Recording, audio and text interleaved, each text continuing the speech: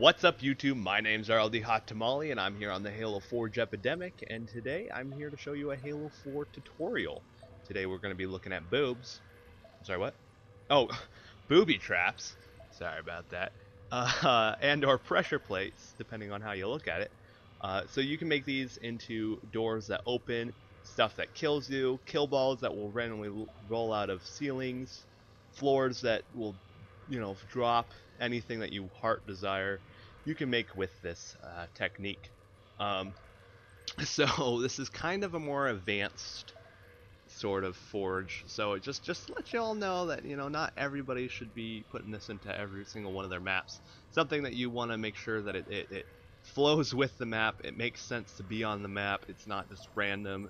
They're kind of hard to build. They do take quite a bit of money, so they're not something that just throw on tack on every single map. But they're really cool, very unique, and they're a lot of fun when people don't know what's going on. So yeah, what we're building right now is the pressure plate part of it. The part that we just put down, which is the that block right in front of the pressure plates, that will be like the play zone. That will be where the Spartan would, run across. So everything else the Spartan should not be able to see, except for the other block on the other side.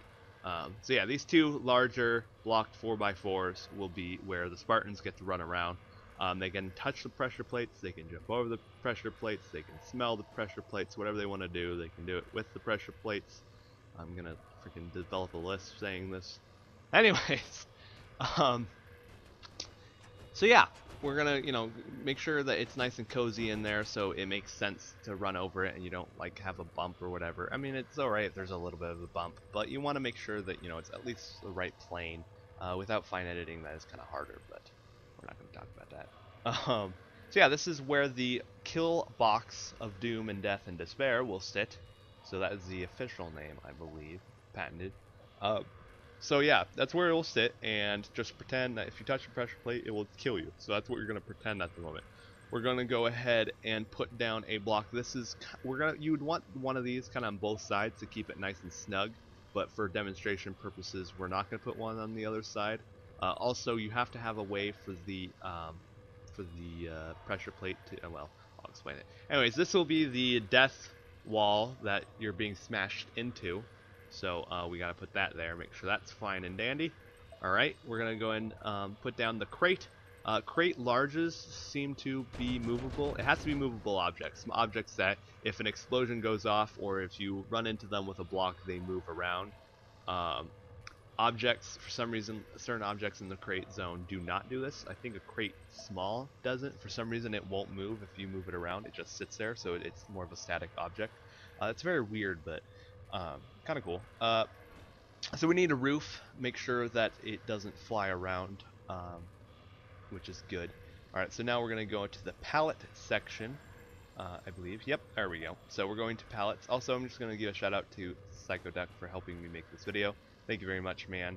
He went ahead and recorded this for me because I was busy, but I'm going to do the commentary. So if you have complaints about the Forge, make sure you send them to him and not me, because he's the one who's terrible, not me. Just kidding. Just kidding. Anyways, actually his new map looks really good. Anyways though, wow, Psycho, wow, way to mess up the pallets. Way to mess up the pallets. So yeah, you need to have the pallets, you need to have them all touching. Basically what's happening is when you step on the pressure plate, it sends a vibration through all the boxes, into the pallets, through all the pallets, and then onto what are kill boxes, which is that large one above everything. So we're going to put down another block here. Now it doesn't have to look like this. You can do these in almost any order. You can almost have an infinite line of pallets. So no matter where the pressure, you don't have to have the blocks close to the pressure plate for this demonstration we do, so you can just see it. But you can make it where you can even make it where there's a zombie controlling this room, and depending on which pressure plate he stands on, it kills Spartans in different ways. That could be fun for the zombie. Yeah, so going to put a cannon man down, man cannon, depending on how you read it. So we're going to go and put this down. Now this is the most important part. These also you can also do this with grav zones, but if you want it to kill them, you definitely want something powerful like a man cannon. There's a little bit of a glitch here. See how that block just disappeared? Apparently, it deleted itself completely. So no matter how many times you start a new round and or save and leave, it's not there. So that's a weird glitch. If you save while it's still spawned, it will stay there. But if you save afterwards, it's gone.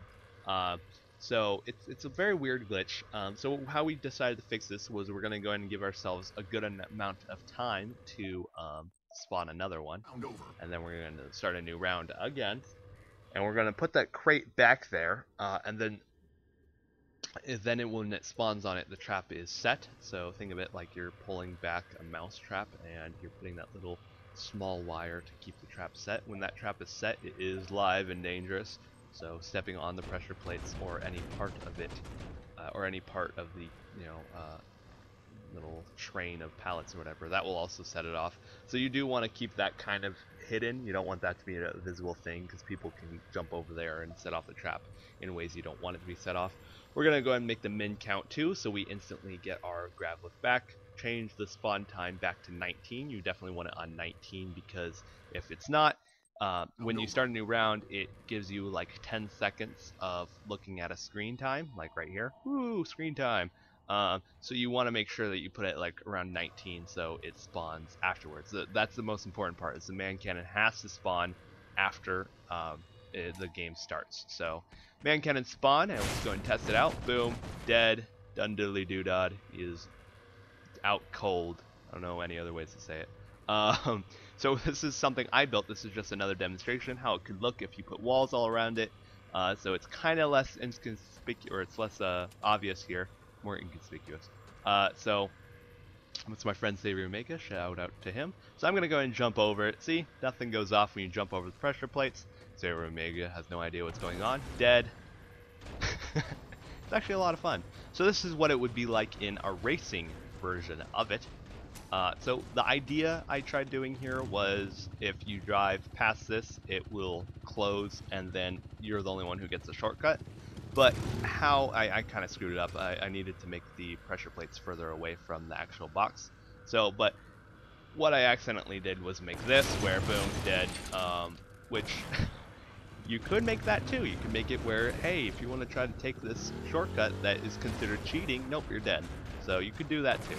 Just, there's an infinite amount of possibilities you can do with this. You want to keep it more to infection games instead of Slayer games or whatever. But thanks for watching. Make sure to click the subscribe and like button if you haven't already.